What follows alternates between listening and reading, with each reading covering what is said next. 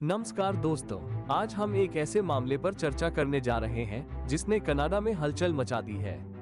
खालिस्तानी आतंकवादियों की बढ़ती गतिविधियों ने न केवल वहां की सरकार को चुनौती दी है, बल्कि आम नागरिकों के लिए भी खतरा बन गई है। क्या कनाडा अब खालिस्तानियों का नया गढ़ बन चुका है? आइए जानते हैं इस मामले की गहराई में।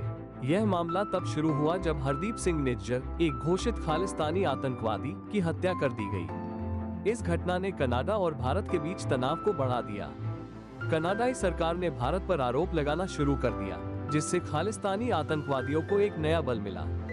इस मामले में कई प्रमुख लोग शामिल हैं, जिनमें कनाडाई सरकार के अधिकारी और खालिस्तानी समर्थक शामिल हैं। प्रारंभिक जांच में ये स्पष्ट हुआ कि खालिस्तानी तत्वों ने कनाडा में अपनी जड़ें मजबूत कर ली है। हाल ही में एक वीडियो वायरल हुआ है, जिसमें खालिस्तानी समर्थक नारे लगाते हुए नजर आ रहे हैं। वे कह रहे हैं कि यूरोपियन और व्हाइट लोग कनाडा से चले जाएं, क्योंकि यह अब खालिस्तान है। यह वीडियो कनाडा के नागरिकों के लिए एक बड़ा झटका है। कनाडाई पुलिस की मौजूदगी के बावजूद ये लोग खुलेआम ऐसे नारे लगा रहे हैं। इस घटना के बाद कनाडा में खालिस्तानी आतंकवादियों की गतिविधियों में तेजी आई है। स्थानीय नागरिकों ने भी इस पर प्रतिक्रिया दी है और कई ने कहा है कि उन्हें अब अपने देश में असुरक्षित महसूस हो रहा है। एक महिला ने वीडियो में कहा कि तुम यहाँ पर बिलोंग नहीं करते हो, तुमने कनाडा को बर्बाद कर दिया है। इंडियन इंटेलिजेंस ने भी चेतावनी दी है कि ऐसी घटनाएं अब कनाडा में एक नई सामान्य स्थिति बन चुकी है। खालिस्तानी झंडे और नारे अब कनाडा की सड़कों पर आम हो गए हैं। हाल ही में एक शूटआउट में कई कनाडाई नागरिक घायल हुए हैं, जिससे स्थिति और भी गंभीर हो गई है।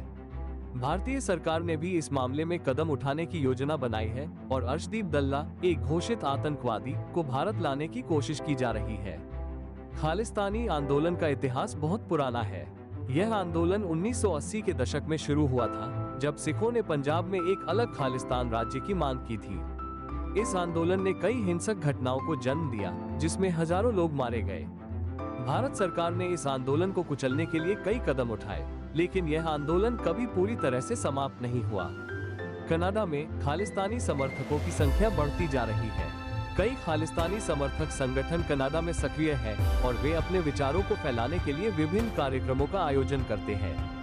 कनाडाई सरकार ने इन संगठनों पर नकेल कसने की कोशिश की है, लेकिन यह एक चुनौतीपूर्ण कार्य साबित हो रहा है। कनाडा में खालिस्तानी गतिविधियों का विस्तार अब एक गंभीर चिंता का विषय बन चुका है। हाल के वर्षों में खालिस्तानी समर्थक संगठनों ने कनाडा में अपने प्रभाव को बढ़ाने के लिए कई कार्यक्रम आयोजित किए हैं। इन कार्यक्रमों में खालिस्तानी झंडे लहराना, नारे लगाना और भारत के खिलाफ प्रदर्शन करना शामिल है। कनाडा की सरकार ने इन गतिविधियों पर नकेल कसने के लिए कई कदम उठाए हैं, लेकिन स्थानीय नागरिकों का कहना है कि यह पर्याप्त नहीं है। कई कनाडाई नागरिकों ने सोशल मीडिया पर अपनी चिंताओं को व्यक्त किया है और उन्होंने सरकार से कार्रवाई की मांग की है। इस मामले पर कनाडा में विभिन्न सामाजिक और राजनीतिक प्रतिक्रियाएं आई हैं। कुछ लोग खालिस्तानी समर्थकों के खिलाफ हैं, जबकि कुछ लोग उनके अधिकारों की रक्षा करने की बात कर रहे हैं। कनाडा में रहने वाले भारतीय मूल के नागरिकों ने भी इस मुद्दे पर अपनी आवाज उठाई है। उन्होंने सरकार से अपील की है कि वह खालिस्तानी आतंकवादियों की गतिविधियों को रोकने के लिए ठोस कदम उठाए। कनाडा के कुछ राजनीतिक दलों ने भी इस मामले पर अपनी चिंताएं व्यक्त की हैं। उन्होंने कहा है कि खालिस्तानी तत्वों की बढ़ती गतिविधियों से न केवल कनाडा की सुरक्षा को खतरा है, बल्कि ये देश की सामाजिक एकता को भी प्रभावित कर सकता है। कनाडा की सरकार ने इस मामले पर गंभीरता से विचार करना शुरू कर दिया है। प्रधानमंत्री ने कहा है कि वे इस मुद्दे को लेकर भारत के साथ बातचीत करने के लिए तैयार हैं। उन्होंने ये भी कहा कि कनाडा में किसी भी प्रकार की आतंकवादी गतिविधियों को बर्दाश्त नहीं किया जाएगा। हालांकि कुछ विशेषज्ञों का मानना है कि कनाडा की सरकार को इस मामले में और अधिक सक्रियता दिखानी चाहिए।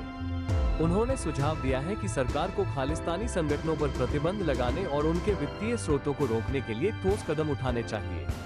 कनाडा में रहने वाले स्थानीय नागरिकों की चिंताएं भी बढ़ती जा रही हैं। कई लोग अब अपने पड़ोस में खालिस्तानी समर्थकों की मौजूदगी को लेकर असुरक्षित महसूस कर रहे हैं। एक स्थानीय महिला ने कहा, मैं अपने बच्चों को बाहर भेजने में डरती हूँ।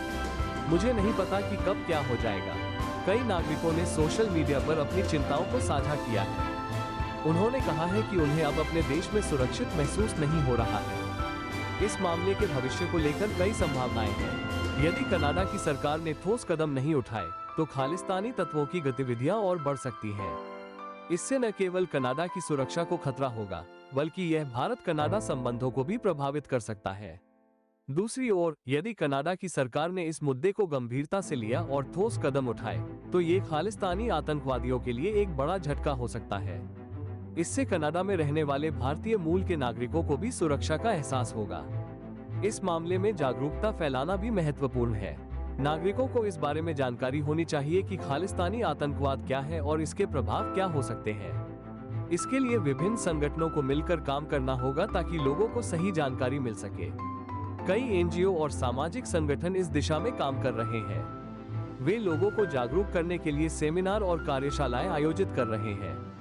कानूनी दृष्टिकोण से भी इस मामले को देखना आवश्यक है। कनाडा में आतंकवाद से संबंधित कानूनों को सख्त करने की आवश्यकता है। यदि खालिस्तानी तत्वों के खिलाफ ठोस कानूनी कार्रवाई की जाती है, तो यह उन्हें रोकने में मदद कर सकता है। कनाडा की सरकार को चाहिए कि वह अपने कानूनों को मजबूत करे और आतंकवादियों के खिलाफ सख्त कार्रवाई करे। इस मामले में कई सवाल अनुत्तरित हैं। क्या कनाडा की सरकार इस खतरे को रोकने में सफल होगी? क्या खालिस्तानी आतंकवादियों का प्रभाव और बढ़ेगा? हम इस मामले पर नजर बनाए रखेंगे और आपको हर नई जानकारी से अवगत कराएंगे। दोस्तों, यह मामला केवल एक देश का नहीं है, बल्कि यह सभी के लिए एक चेतावनी है। क्या आप इस स्थिति को स्वीकार कर सकते हैं? कृपया इस वीडियो को लाइक करें, सब्सक्राइब करें और हमें कमेंट में बताएं कि आप इस मामले के बारे में क्या सोचते हैं। क्या आपको लगता है कि कनाडा को इस खतरे का सामना करने के लिए ठोस कदम उठाने चाहिए? न्याय और पारदर्शिता के लिए हमारी आवाज उठाते रहें। धन्यवाद।